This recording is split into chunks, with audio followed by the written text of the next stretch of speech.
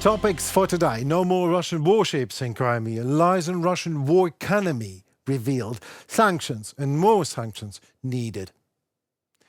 Good afternoon. These topics in more detail. Henry Keane and UATV English bringing the hard truth in easy terms for the whole free world directly from Ukraine as usual.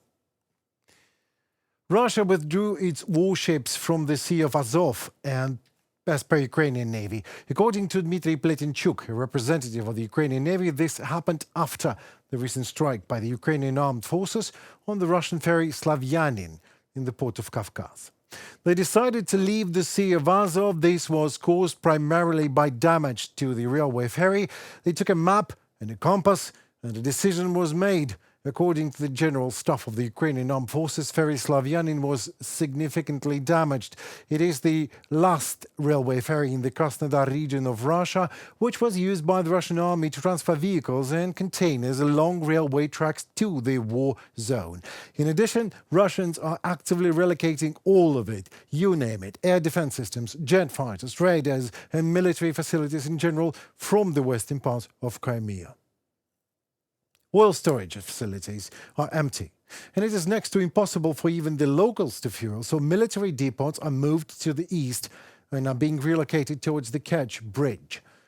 Russians are in a dire need of the air defense, and they still able to cover one area of the Crimean Peninsula and just one. So stay tuned, as the most exciting times are coming. Actually, Russians are getting more and more bulkers needed to defend Kerch Bridge, just to protect it. Satellite images clearly show an increase in number of such protective barriers, if you will. The latest images on the bridge show more than 30 protective vessels nearby.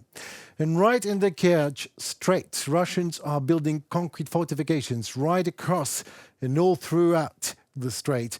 They are still building solidly. They are trying in every way to save the bridge from, yes, the destruction. It just doesn't work. Tonight, the armed forces of Ukraine struck the Saki airfield in the temporarily occupied Crimea. This is one of the operational airfields that Russia uses to control the airspace, in particular the Black Sea area, and to launch airstrikes all over Ukraine. Ukraine has destroyed Russian military depots, destroyed defense positions, destroyed premises for pilots, and destroyed, actually, the fighter jets. In case you might wonder about it, the jet fighters were burnt on the far western side of Crimean Peninsula. So what's for the air defense? Russians? President Putin and the regime are peddling the false narrative that the Russian economy is strong. And Russia, its war machine, is unharmed by Western sanctions. Well, in fact, there are many signs that clearly show the Russian war economy. The sanctions and other measures to weaken the Russian war economy are actually working. We must continue to increase pressure on Putin's regime and support Ukraine. Ministers of finance of 7 countries wrote in The Guardian about that. Putin and his autocratic regime want us to believe that Russia stands safe and sanctions just do not work, and all efforts to support Ukraine, freedom and democracy are in vain. When taking a closer look at the Kremlin stance, it becomes clear that it is not a roses garden at all in terms of the Russian economy. While Russian GDP may be up, the economy is increasingly geared towards the war, upheld by large fiscal stimulus.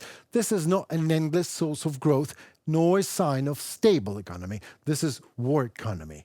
The Kremlin war factories are already at their maximum capacity. Unemployment is at new high. Vladimir Putin approved the replacement of imprisonment for forced labor.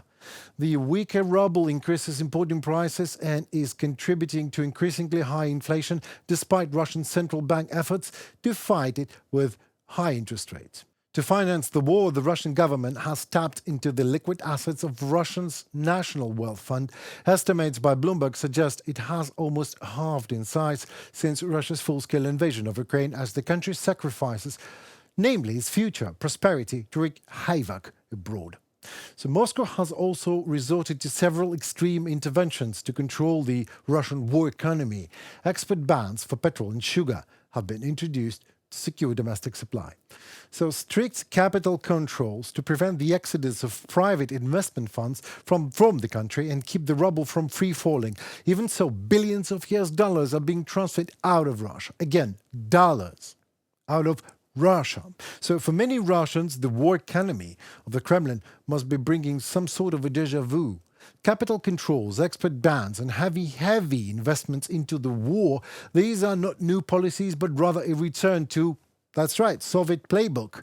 Unlike the story Russia would like to tell, sanctions targeting the Russian war machine are effective and are working and are necessary.